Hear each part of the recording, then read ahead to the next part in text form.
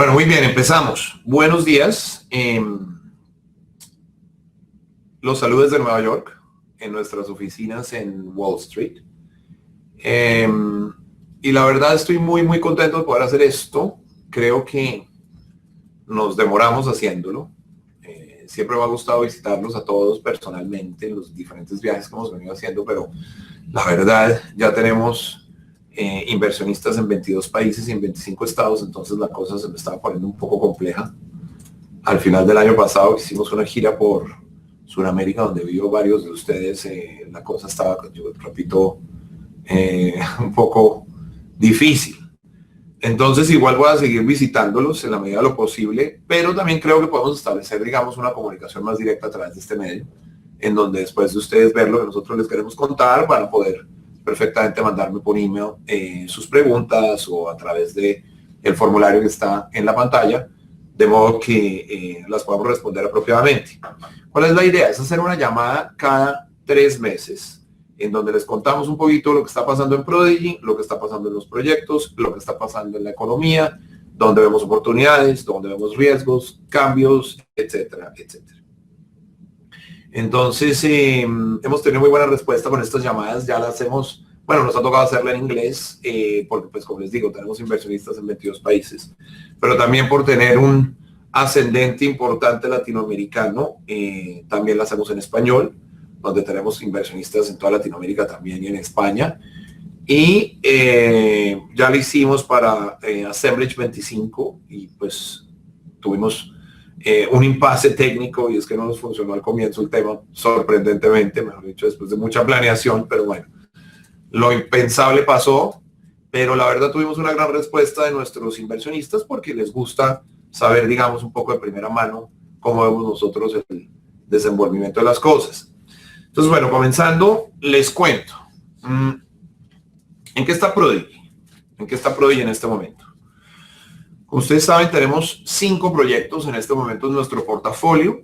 Tenemos AK United Nations, tenemos AK Wall Street, tenemos 17 John, tenemos Assemblage en la 25 y tenemos Assemblage Park Avenue South. Ese portafolio ya suma más de $1 billón. Tenemos financiación de Deutsche Bank, de CIBC, de Bank of America, y también tenemos la participación de un fondo, administrador de fondo de pensiones que se llamaba EMES. Se separaron los socios y ahora se llama Van Barton.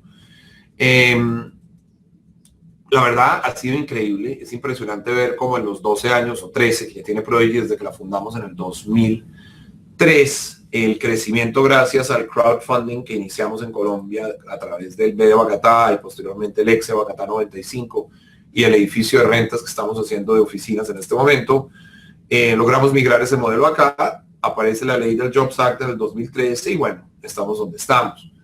Entonces, la hipótesis que teníamos, esta es una llamada importante porque ya deja de ser hipótesis y es una realidad. Básicamente es darle acceso a inversionistas pequeños, y digo pequeños en el contexto de los grandes institucionales que tienen billones de dólares, digamos, de liquidez en sus portafolios. A través de la tecnología le estamos pudiendo dar acceso a estos inversionistas pequeños como ustedes, a proyectos que antes eran privilegio, digamos, de los más grandes. Esa era la hipótesis principal. Nosotros vimos como en la convergencia de esos 3 factores, o sea, todo el mundo habla ahora de la 4ª revolución industrial, que básicamente es una revolución tecnológica en donde más de 3 billones de personas tienen aparatitos como este, celulares, en donde hay una capacidad de procesamiento muy importante, hay una memoria muy importante y permite crear este Internet de personas con una masa crítica suficiente para que se hagan grandes cosas. Entonces, el componente número 1 es la tecnología, que hoy tenemos que antes no. El segundo componente es que la ley permite perfectamente la invitación en este tipo de llamadas y en la publicidad que nosotros hacemos de hacer lo que se conoce como Open Solicitation o publicidad masiva para inversionistas pequeños que participan en este tipo de ofertas privadas, vamos a decir. Y el tercer componente, yo pienso que es el más importante, es acceso a través de la tecnología gracias a la ley, pero ¿a qué? Y es a estos activos que nosotros escogimos de grado institucional como edificios de oficinas, como proyectos de larga estadía, como comercio, que los escogimos porque en el 2007, que fue la crisis más importante después de la Gran Depresión, fueron los activos que protegieron la integridad del capital de los inversionistas más grandes. Ahorita eso es una realidad, no es una teoría, no es una hipótesis. Todo el mundo sabe que los activos en donde invirtieron los grandes inversionistas institucionales en lo que se conoció como el vuelo a la calidad o el flight to quality en inglés, fueron básicamente oro, bonos del tesoro y activos comerciales como los que les acabo de mencionar en ciudades donde hay mucha población, mucha gente, mucha densidad, como Nueva York, donde vienen 56 millones de personas al año con un poder adquisitivo bastante más alto que las otras dos ciudades donde hay mucha confluencia de gente, que son básicamente Orlando y Las Vegas. Pero adicionalmente, cuando nosotros hablamos de volumen, solo nos podemos comparar con esas dos ciudades adicionales a estas que son tan grandes, pero realmente nos metemos en el contexto de otras ciudades mucho más urbanas como San Francisco, como Boston, como Chicago, y son ciudades que pese a que tienen una masa poblacional importante y unas rentas estables, nunca se comparan con Nueva York. Entonces, por eso fue que esos activos, digamos, protegieron tanto la integridad del capital de los inversionistas institucionales. Ahora, ellos no invirtieron en REITs o fondos multiactivos. Ellos invirtieron en edificios específicos que estaban separados de la volatilidad del mercado bursátil.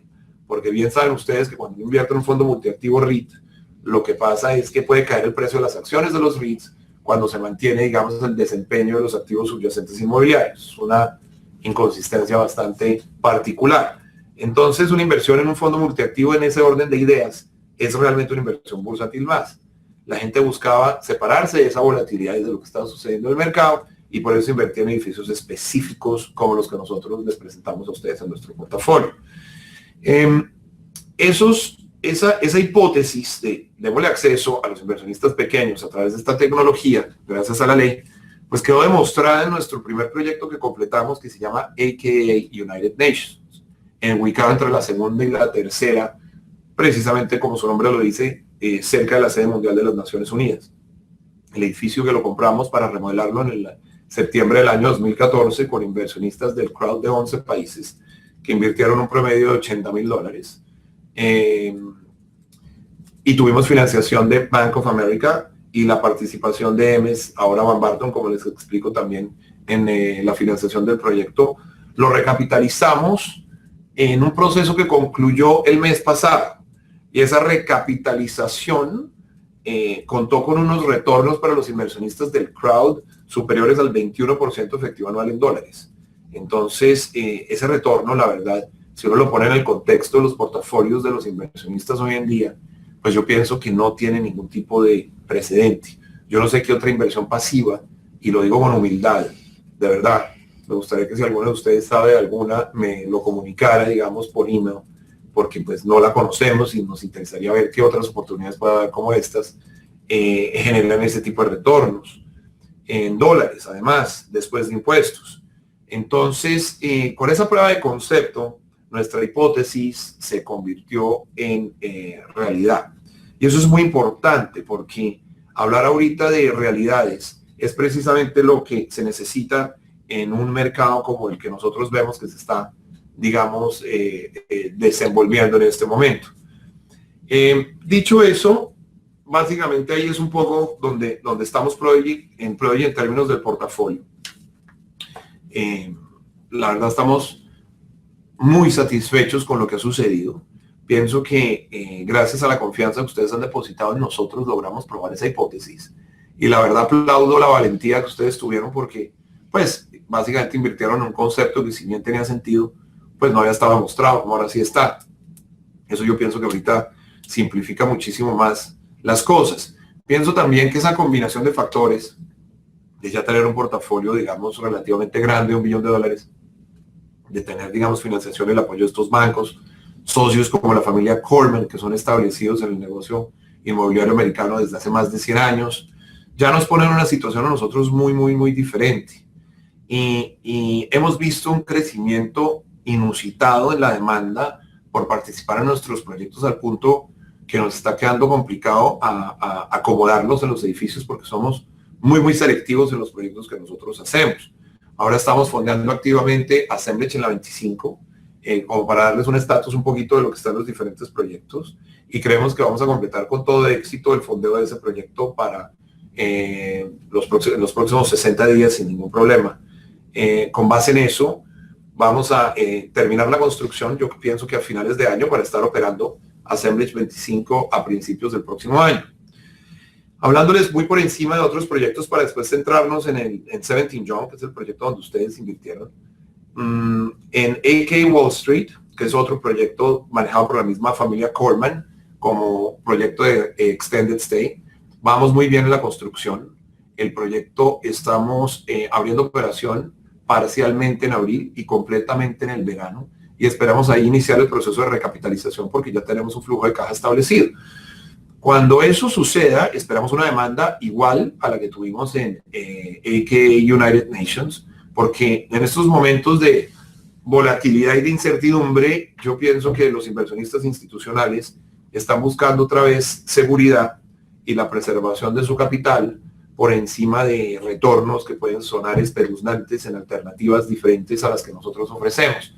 Entonces hemos visto, como nos pasó, repito, en la 46, que bancos como CIBC nos prestan 82 millones de dólares a unas tasas increíblemente competitivas para poder llevar a cabo la recapitalización de ese proyecto de la mano de los inversionistas institucionales internacionales que estaban buscando flujo. Hay que recordar que los activos inmobiliarios más líquidos del mundo son los inmuebles de grado institucional en Nueva York. Entonces, esto, digamos, nos permite anticipar una salida muy exitosa en el proyecto de Wall Street. Y con eso ya tendríamos 2 de 5 proyectos en nuestro portafolio, en donde se ha completado, digamos, el ciclo y el modelo, consolidando cada vez más, digamos, nuestro posicionamiento y nuestra reputación de proveer acceso a los inversionistas pequeños y medianos a estos proyectos tan importantes. Otro tema interesante es ver cómo ahora estamos mirando las cosas de una manera diferente. Ya para hablarles un poquito de la 17, de 17 John. Nosotros estamos viendo ahora, hablando un poquito de la economía, y mi bola de cristal es igual de buena que la de cualquiera, pero lo que nosotros estamos viendo es una crisis en el mercado de commodities o de materias primas. Hay una crisis en el mercado energético. Hubo una volatilidad impresionante en el mercado bursátil de acciones hasta hace poco, pues ya llevamos 5 semanas en donde la cosa se ha estabilizado y se ve, digamos, con mejor cara el mercado de acciones. Se ve con preocupación los bonos corporativos también. Y todas estas crisis, digamos, hacen que las proyecciones a nivel internacional en cualquier economía diferente de los Estados Unidos pues sea bastante pesimista.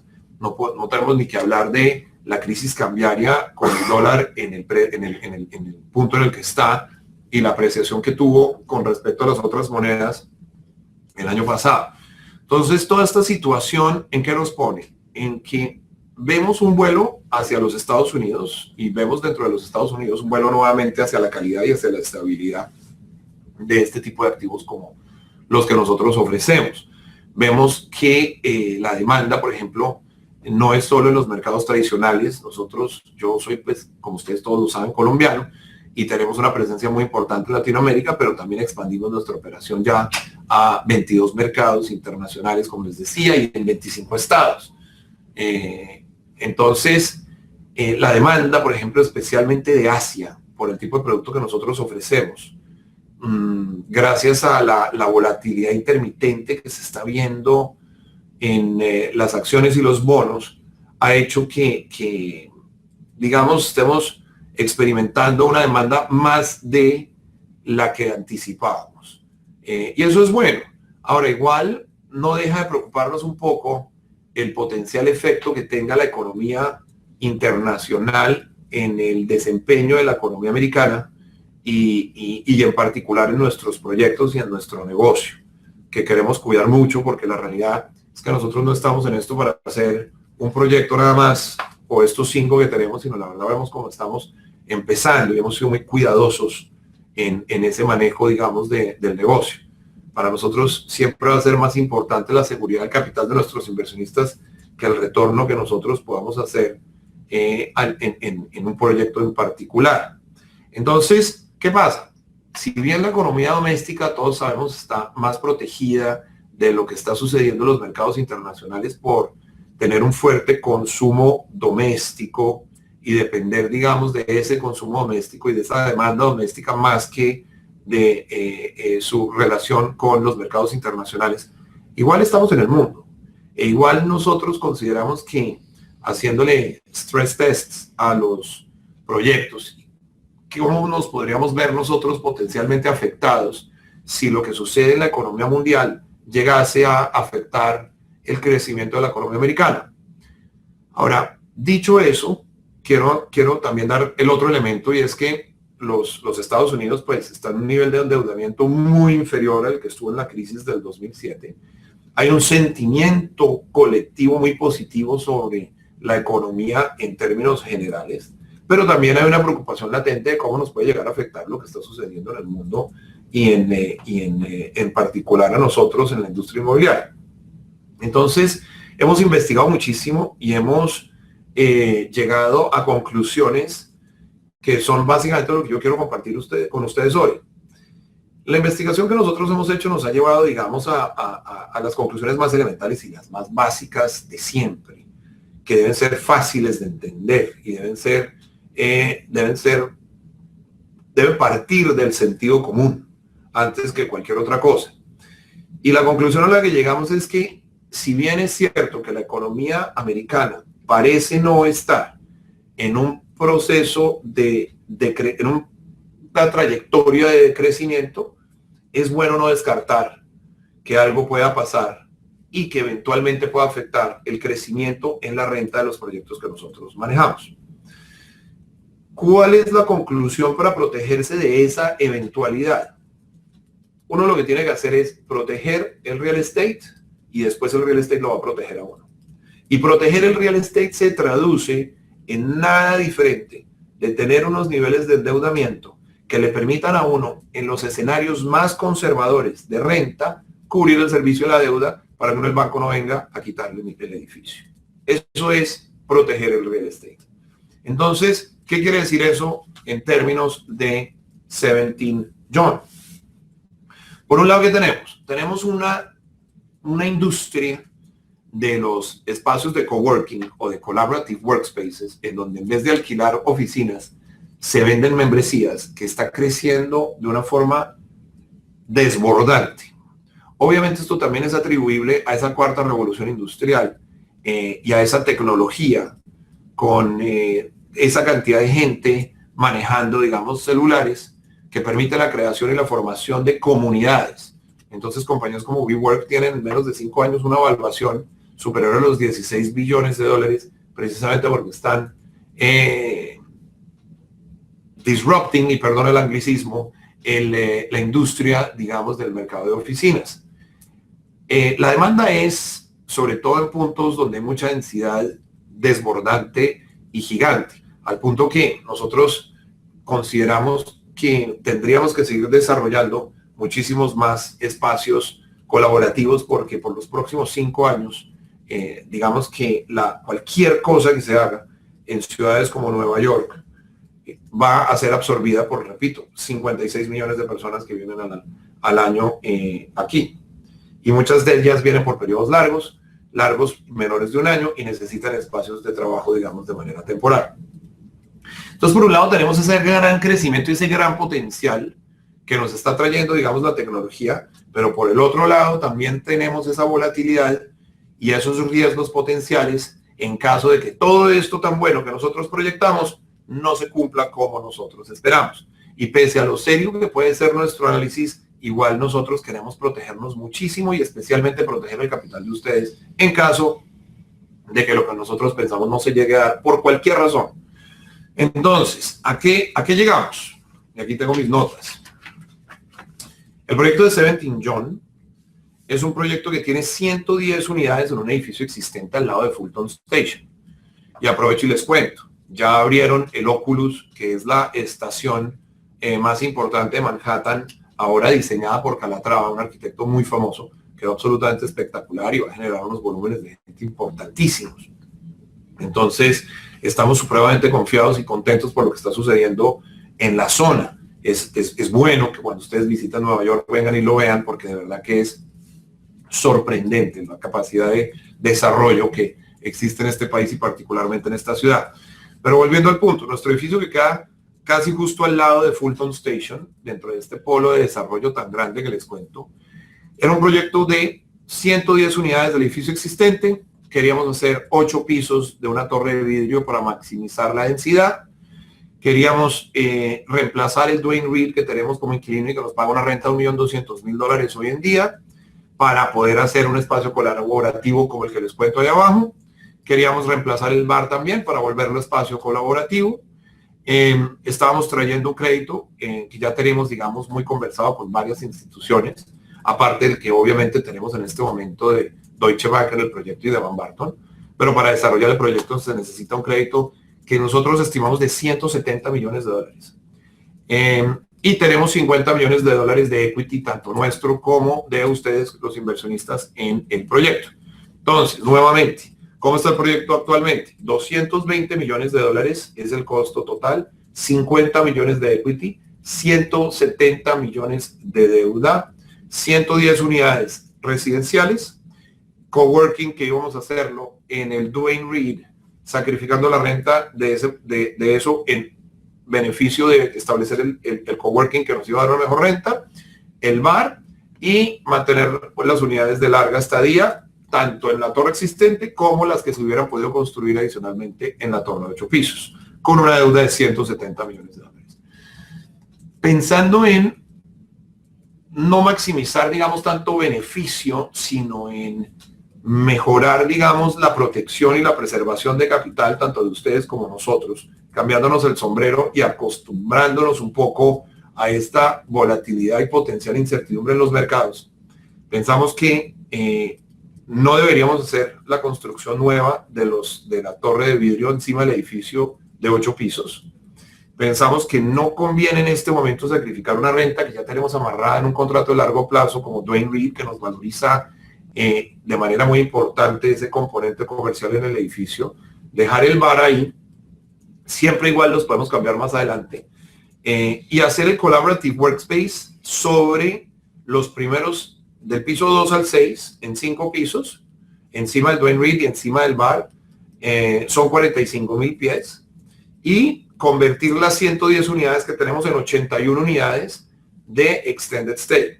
Entonces el proyecto queda, no hacemos la torre de vidrio arriba, dejamos en el edificio donde tenemos las 110 unidades, las convertimos en 81 unidades de Extended Stay y convertimos del piso 2 al 6 en coworking y mantenemos el Duane Reade y mantenemos el bar generando el flujo. Haciendo esos ajustes, nuestro costo del proyecto baja de $220 millones a $165 millones.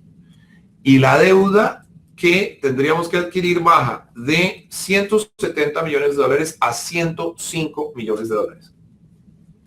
Yo pienso que $65 millones menos de deuda en un ambiente donde hay relativa más incertidumbre, y repito una vez más, no quiere decir que yo esté tan pesimista como lo estoy presentando. Simplemente quiero ser muy conservador y la razón es sencilla. Prefiero, y recuerden que ustedes tienen una fórmula de retorno que parte de un 6% preferencial, luego 80-20 para ustedes, 80-20 para nosotros, y después de un 15 vamos 50-50. Esto básicamente no va a afectar el retorno de ustedes porque precisamente la fórmula está hecha para que se protejan en términos de eventualidades como esta. Nosotros al final por detrás nos veríamos afectados en el potencial retorno que recibiríamos, pero sinceramente yo pienso que maximizar nuestro beneficio en este negocio asumiendo un riesgo en una condición de mercado que cambió tanto como lo que ha venido sucediendo desde agosto no justifica, precisamente por eso que les digo, yo no estoy haciendo un solo proyecto, yo quiero hacer muchos más aparte de estos 5 de aquí en adelante con ustedes. Entonces sacrificamos un poco ese success fee nuestro del final, representado por ese 50%, con tal de bajar el nivel de endeudamiento del proyecto y estar algo que nos hace sentir supremamente cómodos de poder servir el costo de la deuda a través del flujo que genera el proyecto y cumplir con los retornos que ustedes esperan de una manera más prudente y más conservadora, de acuerdo a la nueva situación que hay en el mercado. Un amigo me preguntaba el otro día y me decía que estaba completamente de acuerdo con reducir la exposición al riesgo del proyecto, pero también me preguntaba que por qué no habíamos pensado en eso antes. Y me parece que es una pregunta muy válida. Y la respuesta es porque simplemente nadie, y el que diga lo contrario, en mi opinión, está diciendo mentiras, podía haber anticipado el desenvolvimiento que hemos tenido en la economía a nivel global durante lo que va corrido del año. Lo que sí nosotros anticipamos es precisamente que ese tipo de cosas pueden llegar a pasar. Y por eso es que justamente invertimos en este tipo de proyectos, porque no olvidemos que no estamos buscando maximización de beneficios en proyectos en Panamá o en otras ciudades donde pueda haber retornos espeluznantes, pero no la seguridad que le dan a uno los activos de grado institucional en Nueva York. Entonces, yo pienso que reduciendo la escala del proyecto, podemos no maximizar el retorno con nosotros como socios generales, pero definitivamente es un precio que estoy dispuesto a pagar feliz de la vida en términos de darle más protección a nuestros inversionistas. Y no es una premisa puramente altruista. Acuérdense que nuestra proposición, digamos, de negocio es cómo encontrar el beneficio, digamos, de la colectividad a través del beneficio individual. Esto también tiene un interés particular para nosotros y es cuidar nuestro negocio en el largo plazo. Nosotros no queremos asumir un riesgo ahorita de hacer el proyecto como originalmente estaba concebido en las condiciones de mercado que anteriormente estaban planteadas para potencialmente exponernos todos a un riesgo, mejor dicho, en caso de que las cosas no salgan como nosotros pensamos. Prefiero 1000 veces asumir una posición más conservadora y si yo estoy equivocado voy a ser el primero en admitirlo, porque no será la primera vez, pero siempre que yo asuma estas posiciones responsables frente a las inversiones que nosotros hacemos, entendiendo el increíble potencial que tiene el crowdfunding, particularmente en situaciones de preservación de capital, pues yo pienso que la medida va a ser muy bien recibida, como ya lo he anticipado en conversaciones individuales que he tenido con varios de ustedes. Igual estoy dispuesto a que, pues por favor se comuniquen conmigo, que para eso estoy haciendo esto.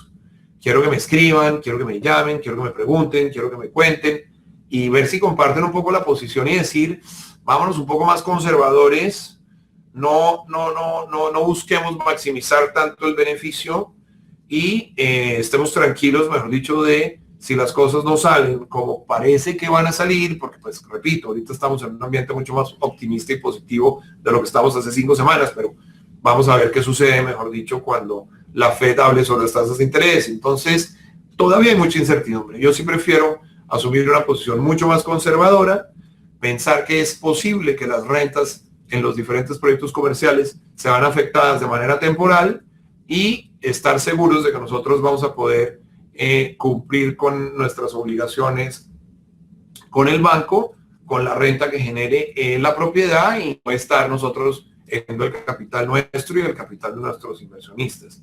Entonces, eso era un poco también lo que les quería comentar a ustedes. Ya saliendo un poco de Seventeen, y repito, por favor, comuníquense conmigo para poder hablarlo más en detalle si ustedes quieren. Esta presentación la estamos grabando y se las vamos a mandar a quienes no nos pudieron acompañar hoy. Pero también veo como dentro de esta situación de mercado, pienso que estamos entrando en nuestra compañía en una fase de mucho crecimiento, porque es que en el mercado anterior al alza yo estaba compitiendo con acciones, estaba compitiendo con bonos, estaba compitiendo con apartamentos en Miami. Yo pienso que la verdad, con lo que se viene dando, la gente está buscando, se ha cambiado un poco el sombrero de buscar, digamos, esa maximización de retorno y está buscando más una preservación de capital y la verdad para inversionistas pequeños y medianos no vemos nosotros una alternativa que compita con lo que nosotros podemos ofrecer en este momento. Mientras nosotros seamos disciplinados y cuidadosos, como lo hemos venido haciendo en cada uno de nuestros proyectos y haciendo los ajustes, nosotros como managers, digamos, de las inversiones en las que ustedes confiaron en nosotros, que realmente ahí es donde nosotros nos ganamos nuestra participación en los negocios, tomando las decisiones correctas y ajustándolas de acuerdo a las realidades del mercado, protegiendo siempre primero el capital de ustedes que cualquier otra cosa. Vemos como ahora se van a presentar unas oportunidades muy grandes, oportunidades de adquirir propiedades, precisamente que van a sufrir porque tienen índices de apalancamiento no sanos como los que nosotros estamos estableciendo para nuestros proyectos, y ahí consideramos que vamos a poder seguir haciendo estos buenos negocios que ya estamos empezando a concretar gracias al apoyo de todos ustedes. Entonces, sin más, me despido dándoles las gracias por su atención y esperando de verdad cualquier comentario que tengan frente a lo que acabamos de discutir. Entonces, muchísimas gracias y espero poder hablar con ustedes cuando vengan a Nueva York, o espero que por favor, de verdad, repito, nuevamente se comuniquen con nosotros. Muchísimas gracias. Hasta luego.